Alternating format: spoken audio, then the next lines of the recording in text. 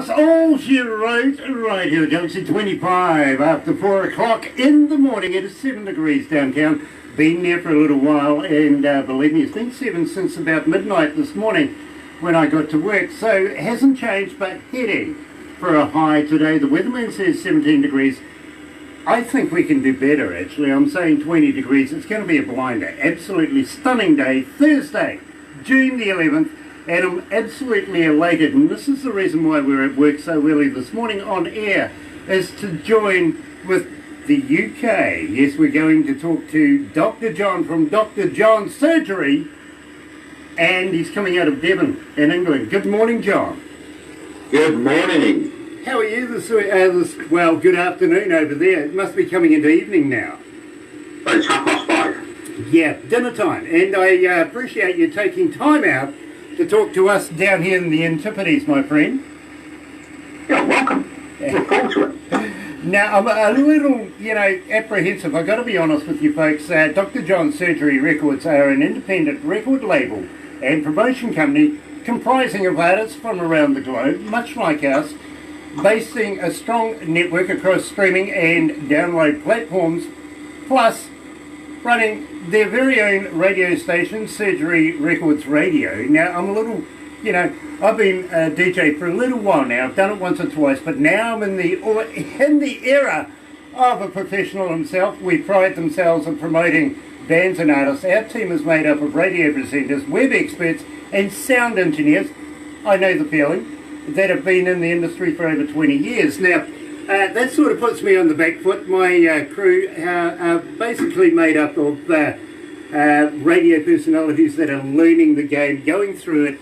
We're training a lot of them, and some of the older school that have come back, that are retired now, are coming back and helping out, making this radio station work all around the globe. Now, I've been told, Dr. John, 62 countries, 94 cities are tuning in this morning to listen to us, and we're going to sort a few little bits and pieces out. Now, let me say right from the start, John, absolute honour to meet you. It really, really is. I've heard a lot about you, and I am pleased to be able to talk to you about indie artists, because we think that's tomorrow's music here at Galaxy today.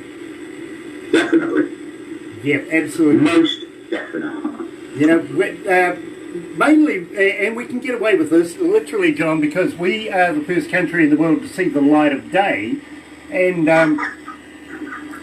when we talk to artists, they're still making it and breaking into the into the market, if you know what I mean. So when we talk to these people, we let them know, you are tomorrow's music, you are the future of the music industry, but we are in the future, and 9 times out of 10 we're talking to them either yesterday, it's our yesterday, or we are there tomorrow. So I think tomorrow's music today fits in there quite nicely.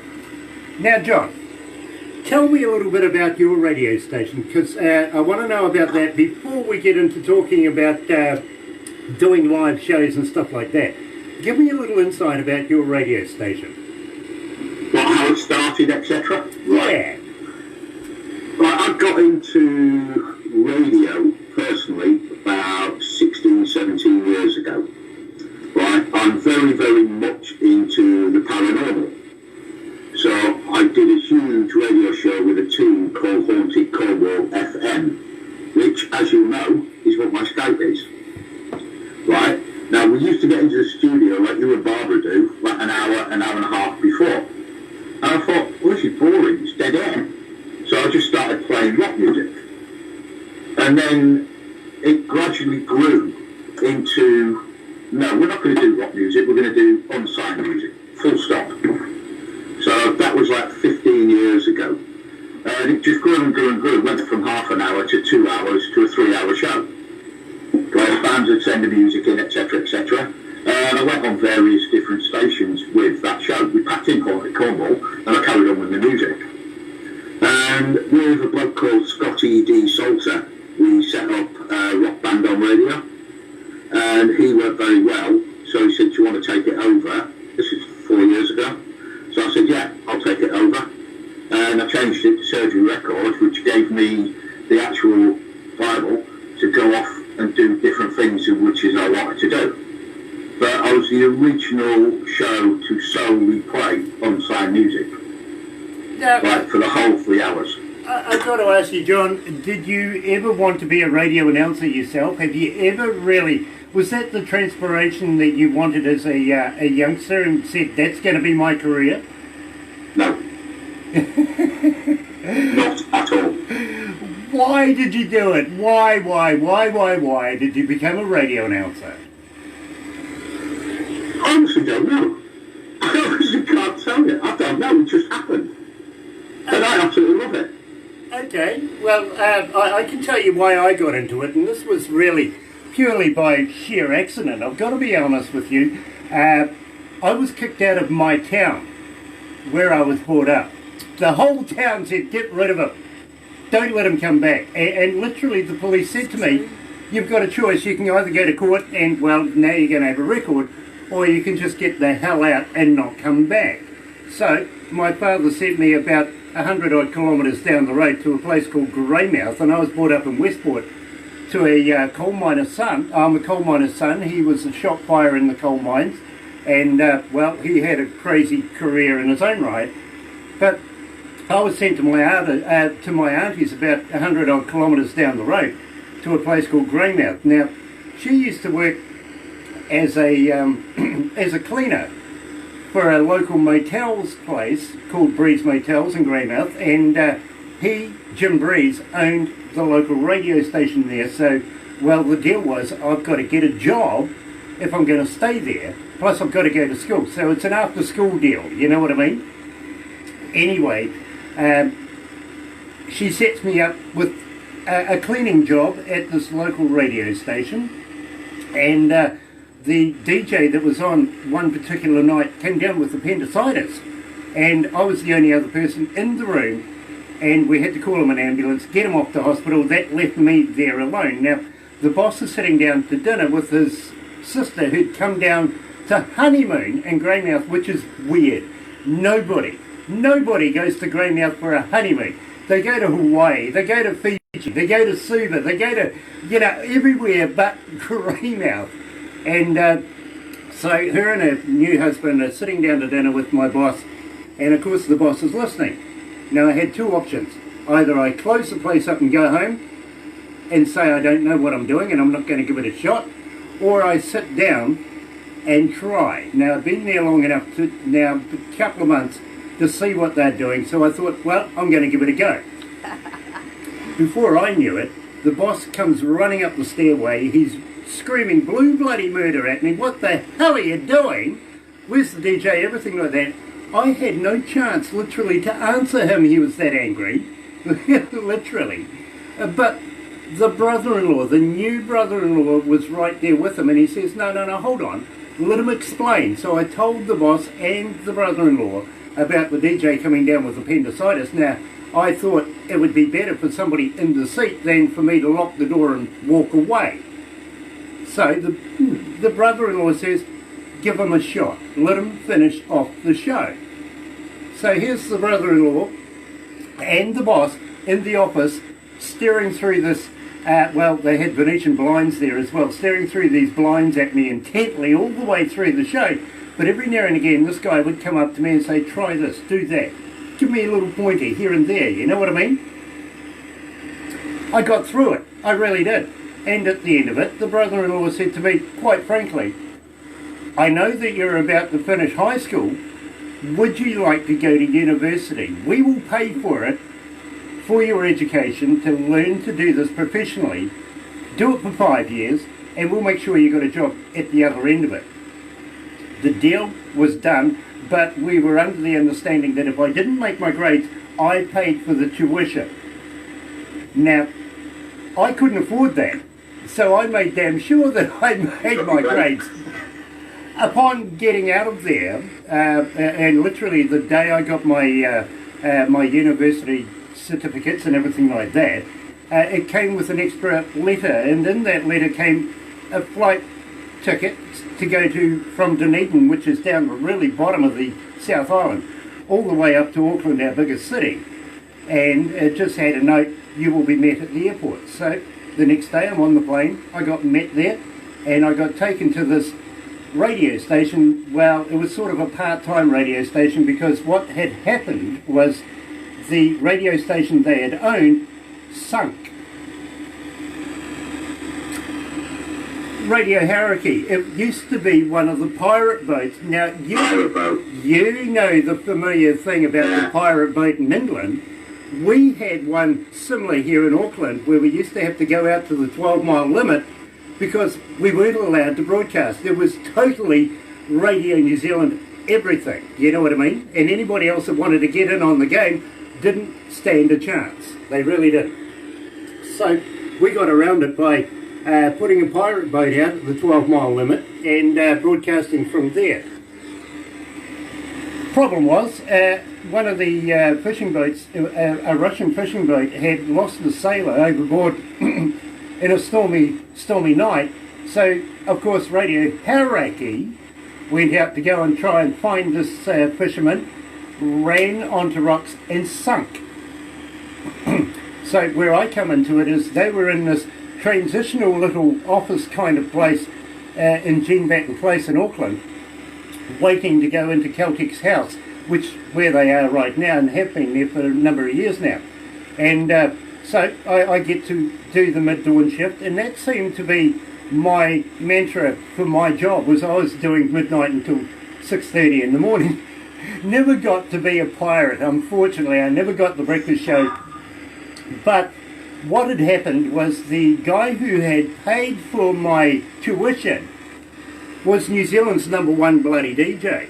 And I had no idea. Literally, his name was Kevin Black. And he was my mentor all the way through for a good 5 years of Radio Hauraki while I worked for them. And unfortunately he got killed. He was murdered in his driveway. Little weird thing happened there. But after that I moved on to other radio stations and have been doing this ever since. So that's how I got into radio, and I'm sorry for boring you with that story.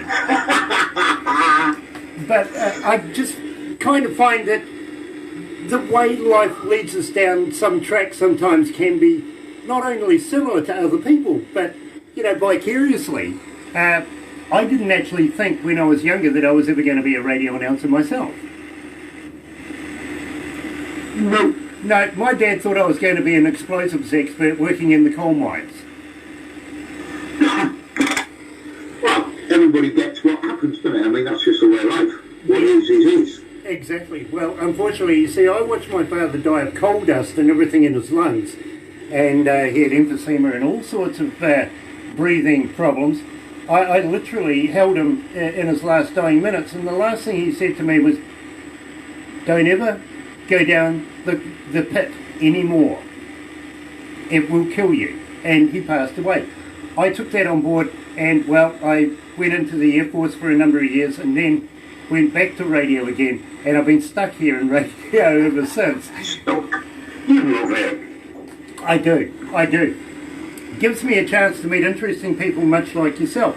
Now, I got to let you know, and we moved to a little town called Kawerau here in the North Island, in between Rotorua, Whakatane and Tauranga, 3 major cities, mainly because of the economics of it. We could have done this in Auckland, but we decided we could do this anywhere in the world because we love to be able to live stream. FM is important. Yes, we have about 7,000 listeners, but we have a vast majority around the world that can tune into us and listen to us and bring indie artists. Now, how we got into indie artists, and this is a weird one, is that on Monday nights, Barbara and I used to have a bit of a drink up.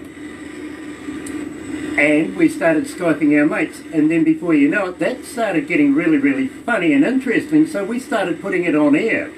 And here was Barbara and I getting drunk on a Monday night on Skype Party Mondays. Yes. And, well, that kind of ran its course, you know what I mean? I had the board giving me a bit of stick about that, saying, you know, it's not good to be promoting being drunk on air, and it's not a toy, and all sorts of things like that. Don't treat it so badly, Grant, you know? So, Barbara came to me with the suggestion that maybe, just maybe, we might get a few bands in and we'll have a chat to them about their music. lo and behold, 6 years later, we're still doing it. Yeah, it's good though, isn't it? It is. It gets them out even further. It does. Well, now we've got a quite a sizable listenership. As I said, 62 countries around the world listening to us, and 94 cities this morning are tuned in.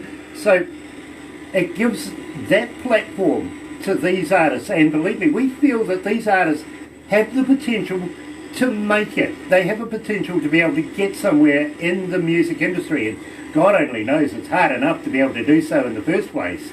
But right now, we like to be able to work with other people around the world to be able to extend that platform now and see if we can get an interest in them absolutely crossing that threshold, doing shows, making music, recording, you know what I mean, and getting it out there to the listeners. You never know. There might be a gem in there that's tomorrow's Freddie Mercury, for instance. Yeah, true. It's always that opportunity. Now, I've got to ask you, you've been doing this for a number of years now. Have you had any that go right to the cream of the crop? Yes. Well, that was a simple answer. I was actually... Who was that? I had to think about it. When I first started the show, we had, in the first 3-4 years, we had 97 bands signed from the show. Right? Now, where they went after that, I haven't got a clue. Right? Because, as in a lot of the bands, they just, oh, well, I've done that bit, I've gone on to this bit now, we'll forget where we started. Right? So, I changed it, but the band that does ring now was Five Fingers Death Punch. Really? Love Death Punch, absolutely. And, well, John, sooner or later I'm actually going to have a chat to them down the track. Got to congratulate you. I don't usually get women that come into my office and start taking clothes off behind me at any time. So this is just going yeah, I never get that pleasure. I never do. So it's nice to see that you've got your staff trained well. Hang on, I'm waiting for a slap around the back of the head now. No, that's my other half, that's Marissa.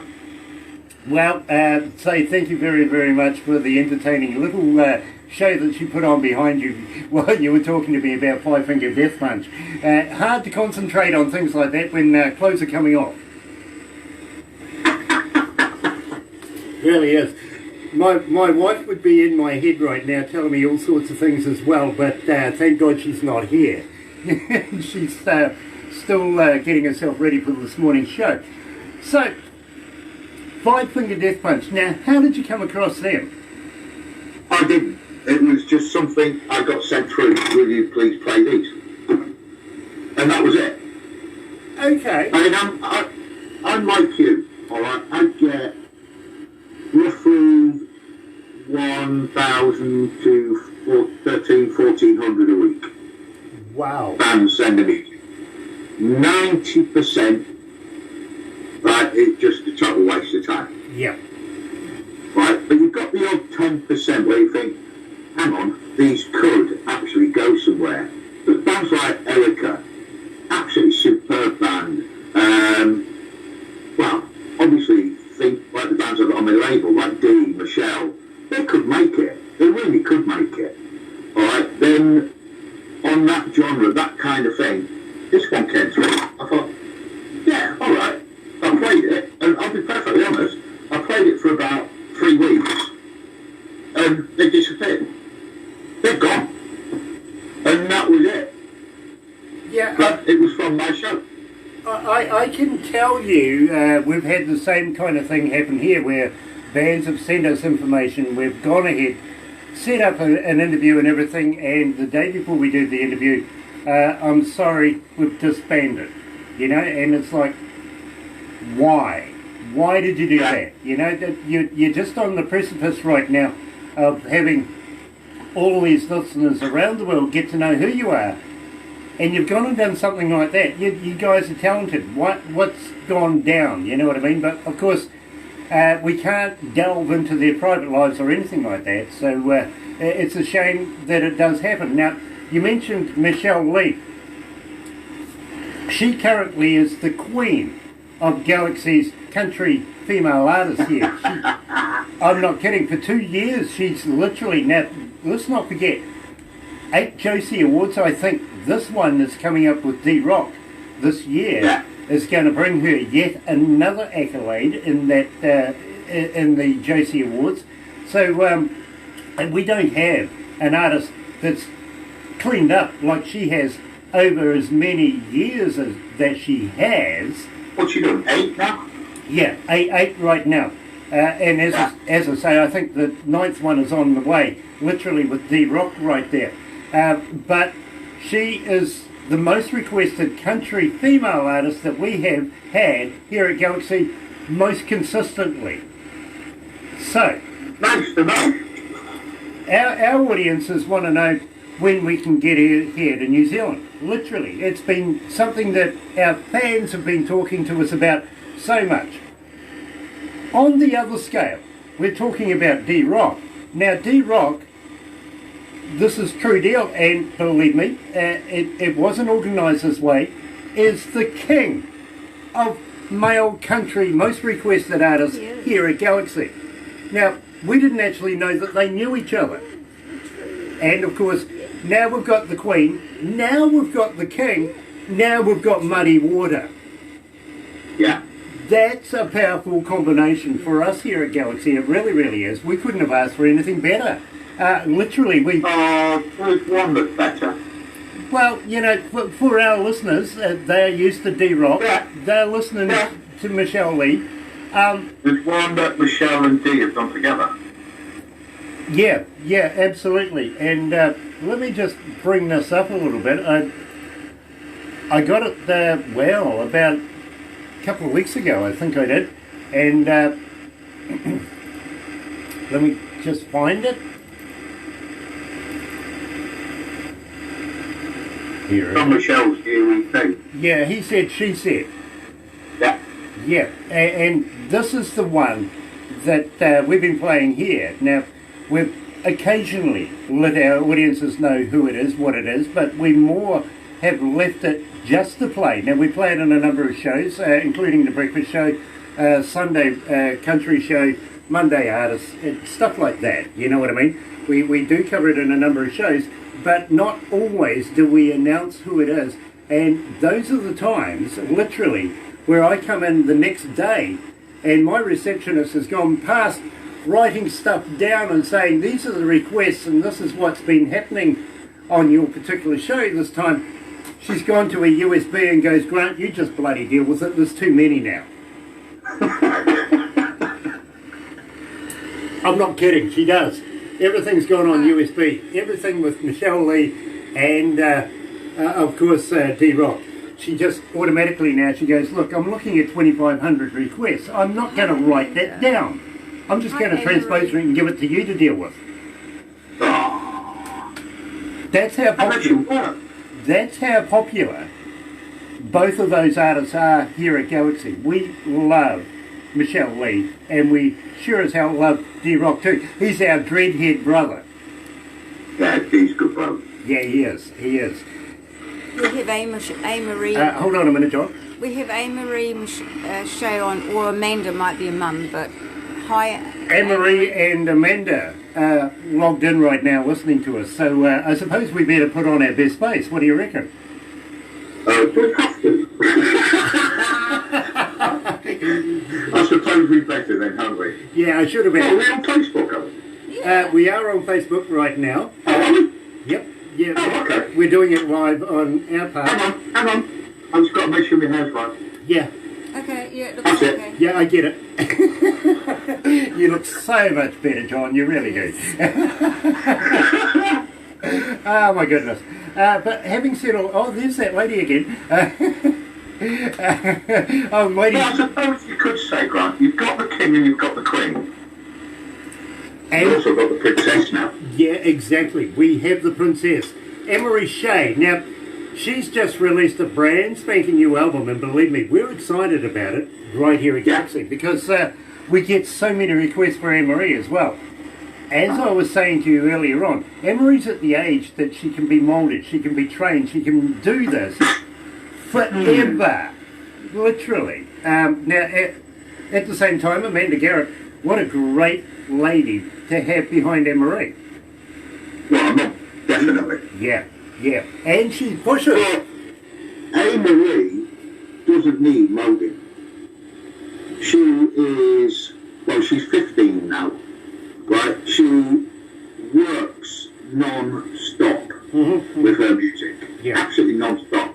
Now, one thing you won't know, and I hope Anne-Marie don't mind me saying this, one of the world's top songwriters is a bloke called Marty Christian, which you more than likely know Marty in any case, from the New Seekers and things like that. Yep, yep. Well, he's wrote a song for Anne-Marie, and she has actually got the song. Really? Yeah. And that's a multi-million album seller, Eurovision Song Contest winner, everything. And she has got the song written by him for her. Yes. So it's the amount of work she does. You'll find with, if you understand how a label works, like people think that once we're on the label, we've made it. The label has to do everything for them. Right, well, I don't. I've changed it. Right, the label were ripping off artists left, right and centre. They had the image rights, the copyrights, everything was the labels, not the artists. So what took me 6 years to work it out, but what I've done with Tracy and with Steve and my partners, I turned it so we do it for the artists, not for personal gain. So the artists get the massive percentage. The label gets a smaller percentage. They keep the copyrights, they keep the link, everything is theirs. Right, we distribute it and everything else. But Anne-Marie does that all herself. Where most artists will just put the photos themselves up, she is constantly promoting her music. And she doesn't need moulding, she's already moulded. Well, I get that, I really, really do. And I didn't mean moulding as in moulding, but basically stage time over the years. I can see that she's going to have the longevity of it. She's going to wear that in and get so used to it. Right now, I can see that Anne-Marie, now let's set the stage. Bands on stage, crowds there, everything is hyped. Anne-Marie's due to come out. I just wonder if she has a little bit of butterflies now that give her a few years' time, it'll be like old hat. Just walk out there, go ahead and do it. You know what I mean? Would you? Yeah. Yeah. I don't know. I I know some big names in the rock world, right? And I'm not saying names or anything else, but they, after 40 odd years, still have butterflies when they go on stage. Oh, hell and yes. they were the biggest band in the world. Oh, hell yes. Look, I was talking to Dave Evans, the very first singer of AC/DC, just a few days ago. Yeah, well, you know, hey, Brian would be very unhappy to not hear that. Well, Brian, he would be very unhappy to not hear that. I don't think Robert and Jimmy would mind.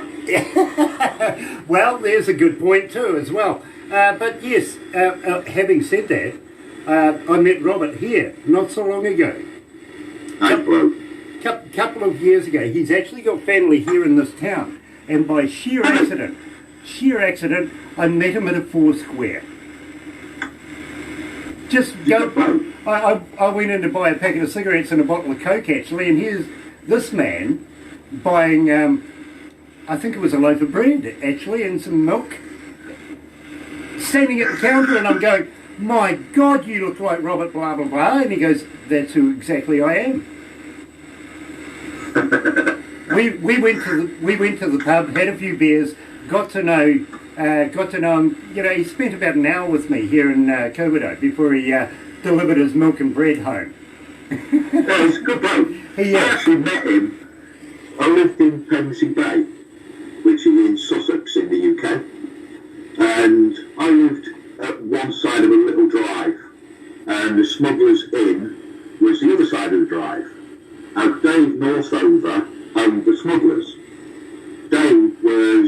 surgeons, physiotherapists, psychologists, things like that. Right? He was 6'7", built like a brick outhouse, huge bloke. Right? And he came knocking on the door, and it was literally, that was it, he was at the door. Says, "You coming over to the pub tonight?" I went, "No." He said, "I'll be back in 20 minutes. I said, "Dave, I'm not going out." In any case, he knocked on the door and literally got hold of me by the collar, just lifted me up and walked me to the pub and put me at the bar. And Robert and Jimmy were at the bar. And he says, "I just wanted to introduce you to these two." And that's how I met him. But half an hour later, Freddie and Brian May walked in because Queen were playing in Hastings. Then you had Laurel Cream and Kevin Godley come in because they were playing in Brighton. So you had 10cc, well, Queen, 10cc. We ended up with 4 bands. Who's the other one? Motheads, Lemmy. Wow. Wow. And a little, yeah, absolutely brilliant night. That's how I met him. Unreal, believe me. And I've been in the music industry, as I said, a number of years now, and been a front of house engineer for a number of famous bands. But I was only a session engineer. They would come in. What are you doing? The heater off. It's blowing at me. I had to turn the heater off. So. She's turning the heater on. That's what it is. Oh, my camera's just never laughing too much. Yeah, no, it's okay. We're Kiwis. We're Kiwis. You know, we have this newfangled air conditioning called "Open the Bloody Window," and yep. And in the winter time we have a thing called "Turn the Bloody Fan On."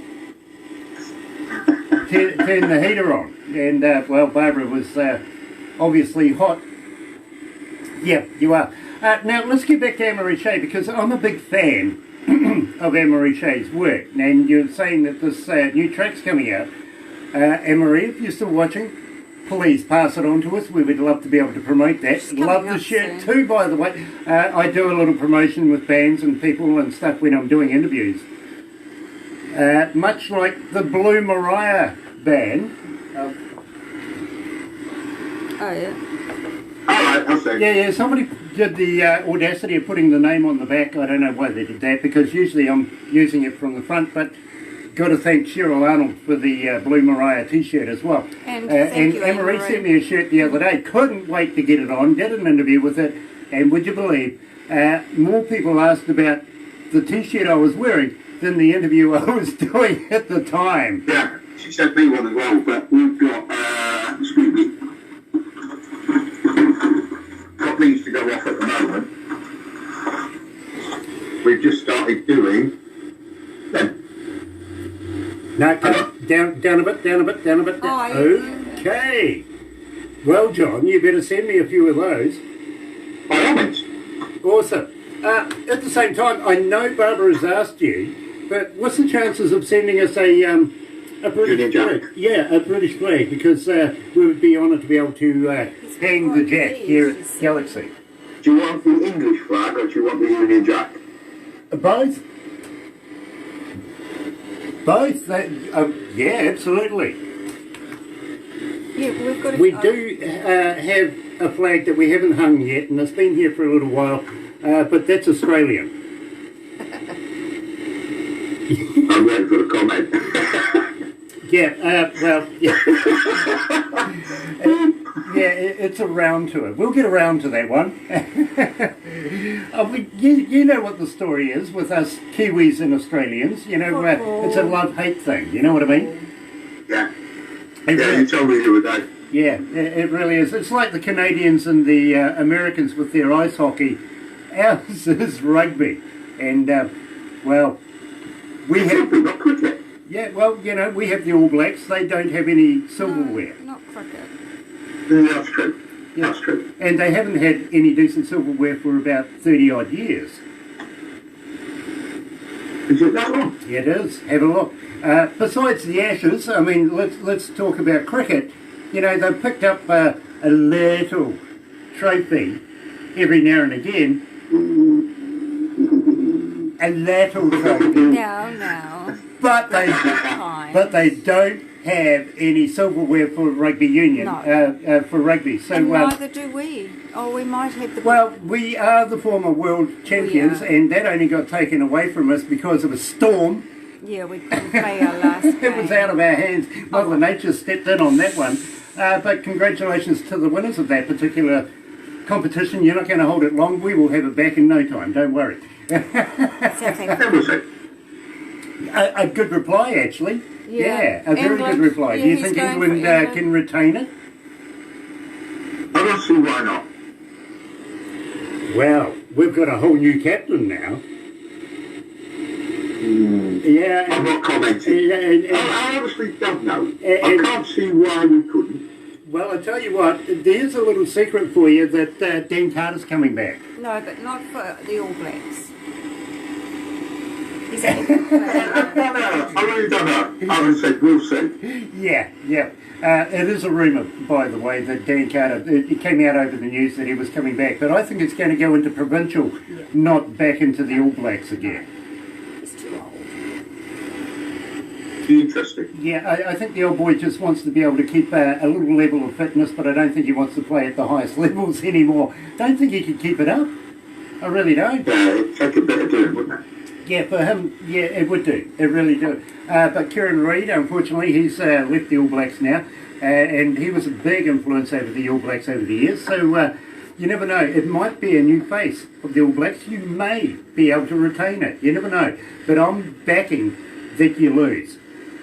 Yeah, okay, fair enough. Yeah. Fair enough. Right, Well, the Welsh don't have a chance. No, the Welsh don't have a chance. You didn't have to do that, believe me, it's a screen, you know, I can get through the little sticky bits. I was just thinking of virus, it's not 2 metres apart, is it? Exactly. Talking of virus, it has been a surreal time these days. You know, I'm not used to actually going down to the supermarket and having to stand in line for anything. Yeah, we've still got that. You haven't got that now, though, have you? No, not any. Well, actually, yes, we do, because it seems like the line's growing at the checkout now. It's moved from the inside to the outside, from the outside to the inside. It literally has. But Christmas every day. I was lucky enough, and we have a thing here in New Zealand called a gold card, and that's for retirees. Although you're not Now, a retiree. my wife is actually of that age, and they had the government had the audacity not only to give my wife one, but sent one for me as well. Now, I'm not of that age yet, No. but I've got this gold card. Now, it's good for public buses. You can get on a public bus for nothing, and a couple of other benefits. But through this COVID virus thing, my wife came home to me one day and she says, they asked me if I had a gold card and then shuffled me to the front of the line. I went, really? That's interesting. So I zoomed off down to the supermarket for the first time, brandishing my gold card, went, can I get to the front of the line? They went, you're not old enough. I went, but I got a gold card. They went, I don't care, you don't look old enough. So I'm still yet to use my gold card. I can't find anywhere that will actually accept it. Not good. I thought because you're ready, done it. Yeah, well, you know, they knew I was pulling a fast one anyway. They know me here in this town. And as soon as I turn up brandishing a card of some sort, they just laugh at me and go away, Grant, get back to the end of the line. It doesn't work for me, it doesn't. Dr. John, we're going to have to move on very, very quickly because we've got a breakfast show coming up very, very shortly, and I really thank you for the time that you've taken. But let's talk about festivals very, very quickly. Now, you do a 3-day festival right there in Devon. Tell me all about it. It came from the show. All right, it's called Ilfracombe Rocks, right? Because that's where I live in Ilfracombe on the North Devon coast. And it literally, when the show started, it was getting the new and unsigned bands out there, and to give them a festival, which were purely unsigned artists, except for the 3 headliners, which have been tribute bands. All right, and it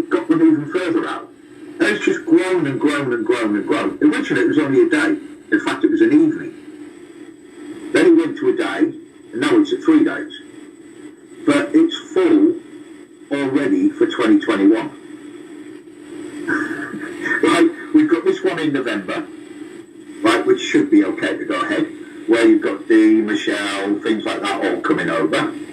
But next year's is already full.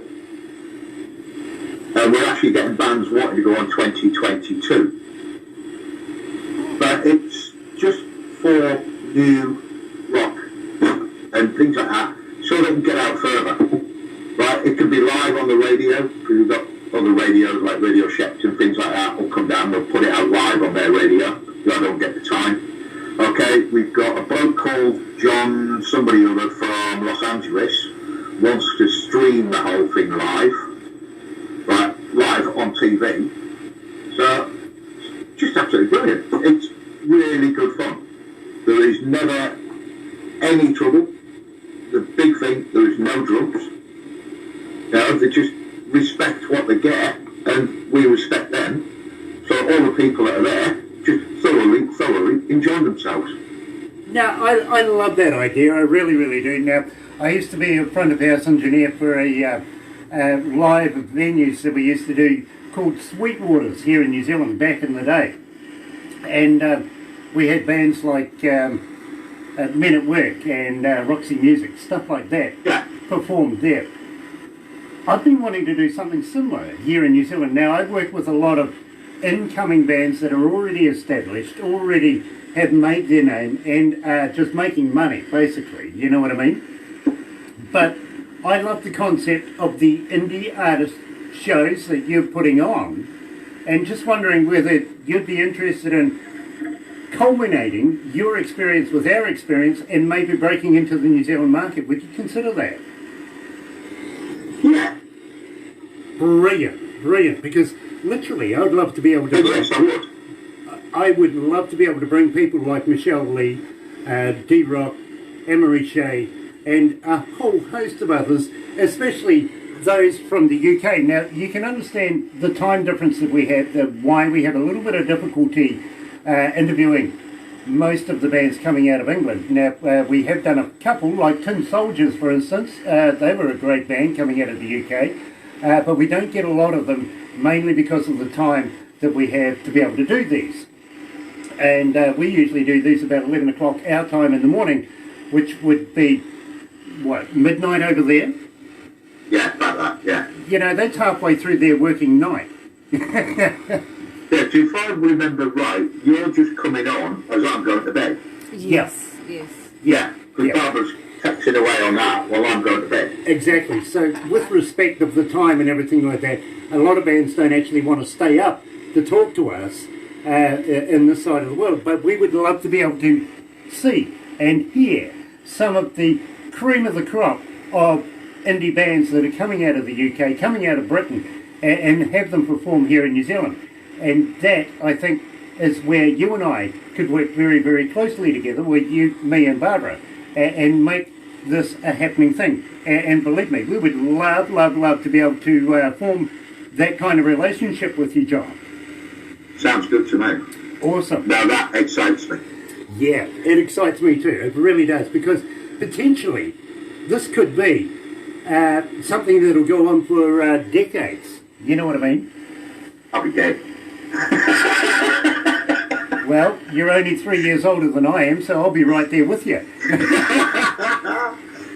One of the blokes that I get a lot of advice from is a gentleman called Steve Hopgood, who was with Tank, Boldiano, all that lot. He was their drummer for Battlezone, a lot. And he gives me a lot of advice on that festival. That's why it's growing so much. Well, John, let's combine. Let's bring this. Let's make something here in the Antipodes. And you never know, we might be able to even just jump over the pond and take a few shows in Australia as well. Only because, and I'm sure you can understand this, John, we like their money. It's the logistics of it all, isn't it? That's going to be the big thing. Yeah, well, here we can actually, we actually have all the equipment you need, all the staging, all the lighting, all the backline, everything you need. We have the staff. We can put it together, and we even have the right places to be able to put it, if you know what I mean. We can actually build a venue or an arena if you want, or we have already suitable arenas in place. So we can put our fingers on the pulse here in New Zealand, and we're forming the same relationships with Australia right now that we can actually do something over there as well. So yes, I understand the logistics, but at the same time, we're pretty much got our finger on the pulse there. Yeah, it excites me. It really does. Nice. I like that. Besides that, I would be more and more honoured to be able to meet you in person. I will say though, John, bring a bit of bail money with you. You never know what we might get arrested for.